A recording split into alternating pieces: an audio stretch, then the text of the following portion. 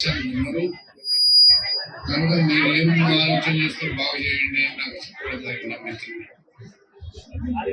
అందుకే నేను పోటీ చేయకుండా నా కొడుకులను కూడా పోటీ రాకుండా వేడుకొని ఆడుకొని పోటీకి రాకుండా చేశాను. రేవంత్ రెడ్డి అంటాడు కానీ ఆయనకు టీఆర్ఎస్ అభ్యర్థి ఉండే పోటీ చేశాడు. కష్టపడి రేవంత్ రెడ్డి గెలిపించాం. మీరు అన్నట్టే మీరందరూ కాంగ్రెస్ ఓటేసి గెలిపించారు. మెయిన్ కారణం అంటే వాళ్ళే సోనియా గాంధీ గారు, రాజీవ్ గాంధీ గారు అందరూ కలిసి ముఖ్యమంత్రిగా చేయడానికి కారణం కాబట్టి వాళ్ళు ఆయన ముఖ్యమంత్రిగా జరిగింది. వాళ్ళు అనుమతించారు. అయినాక ఆయన కృషి ఏంటి అంటే ఈ కొడంగల్ ప్రాంతాన్ని బాగా డెవలప్ చేయాలనే ఉద్దేశం. మన రేవంత్ రెడ్డి గారు ఇంత కష్టపడ్డా చేసినా ముందు ఒకసారి ఓడగొట్టారు. మీరే ఒకసారి గెలిపించారు, ఒకసారి ఓడగొట్టారు. ఆ తర్వాత మళ్ళీ ముఖ్యమంత్రి చేశారు.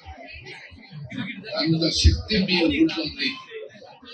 ఓటంటే మామూలు కాదు కానీ చిన్న విషయం అనుకుంటే ఓటంటే ఏంటి అని దాన్ని కేర్ చేయరు. కానీ అంటే మీ ఓటు వచ్చి ఎక్కడో అయిపోతాం. మనుషులు దేవుడు కూడా మారిపోయే అవకాశం ఉంది.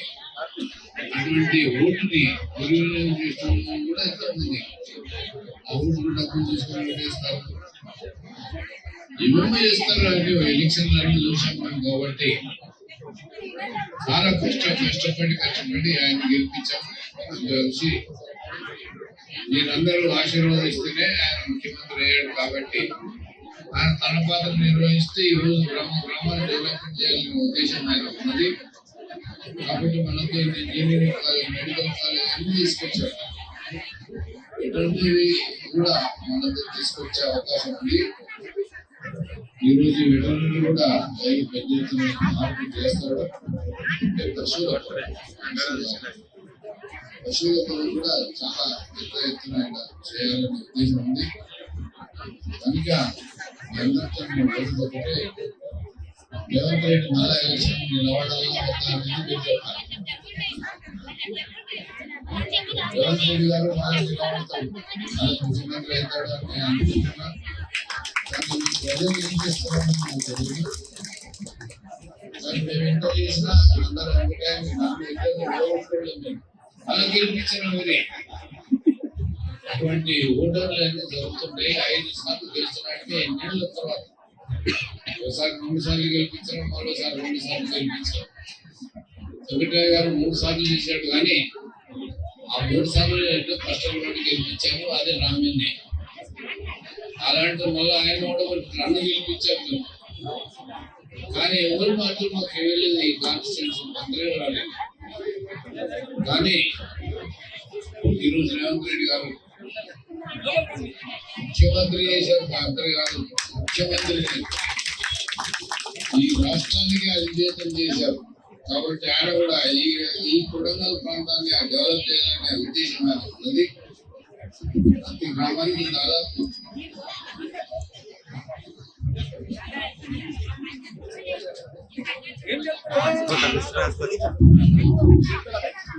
మొత్తానికి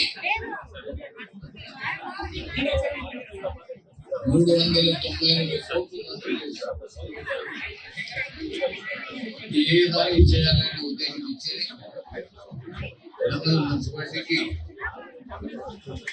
వాటర్ సప్లై నీళ్ల కొరకు అని చెప్పి 320 కోట్లు, 3,20,00,000 మంచినీళ్ళ కొరకు అని ఇచ్చాడు. అంటే 5 అందులో ఆమ్లెట్స్ ఉన్నాయి, 3 పూలకొట్లు. ఈ 5 ఆమ్లెట్స్ కలిపి మంచినీళ్ళ కని చెప్పి ఇచ్చాడు. అదే కాకుండా ఆర్చెస్ కడతారు. 4 కోట్లకు మనం ఆర్చెస్ అంటే కవర్లు కట్టి పేరు రాసి మీకు దాదాపు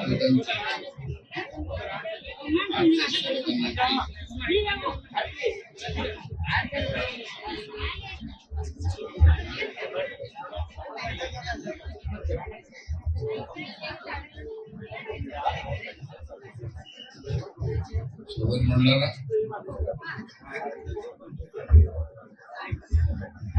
జేమ్స్ శిశువుల గురించి 10 కోట్ల రూపాయలు అంటే నేను చెప్పేది 300 కోట్లనే ఈ 10 కోట్లు కలిపి చెప్తున్నా.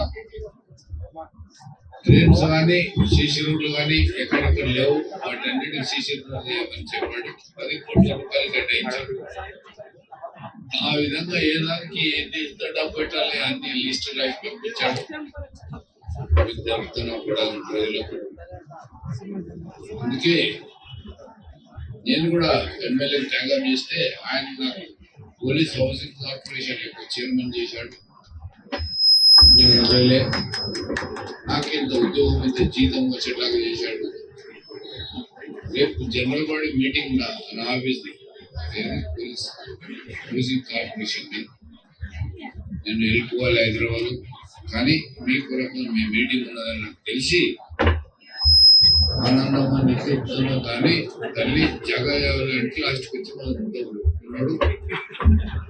ఒకటే తెలియదు కాబట్టి మాది చాలా టెనెంట్లలో పోయింది.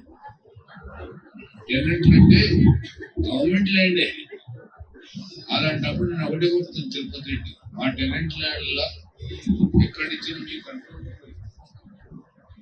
ఎంతో మంది టెనెంట్లకు బిల్లులు పంచాలని ఆలోచన. ఆ టెనెంట్ భూములలో తీసుకొని వాళ్ళకి కేటాయించే అవకాశం ఉండదు కాబట్టి మాట్లాడి పెట్టి ఆ టెనెంట్ భూములు తీసుకొని వాళ్ళకి ఇష్టపడి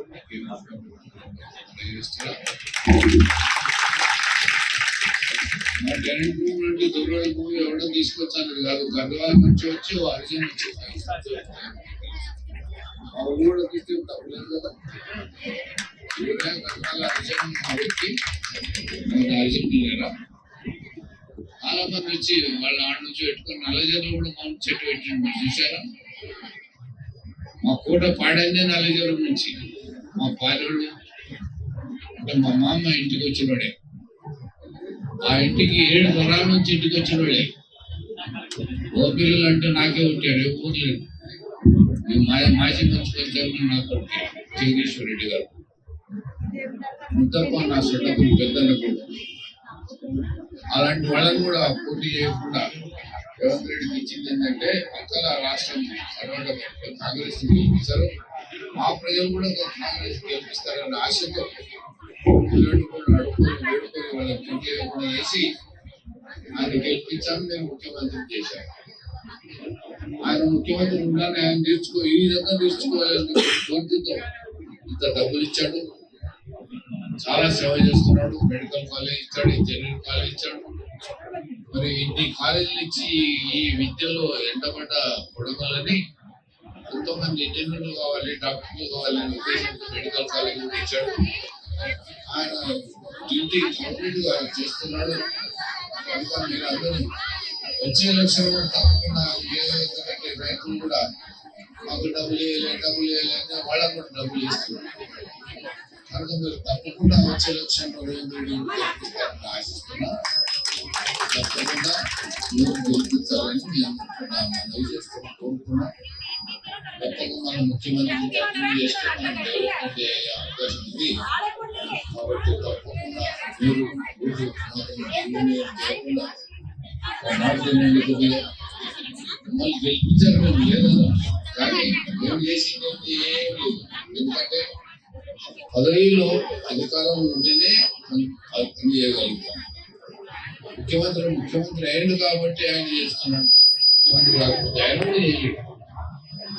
కానీ మీరు ఏం ఎంత తేడా ఉంటుందంటే ముఖ్యమంత్రి కాదు, ప్రధానమంత్రి ఢిల్లీలో ప్రధానమంత్రి గారు కూడా చేశాం మేము. అలాంటి ఓటు అందుకే చాలా ఎక్కువ మాట్లాడుతున్నాం.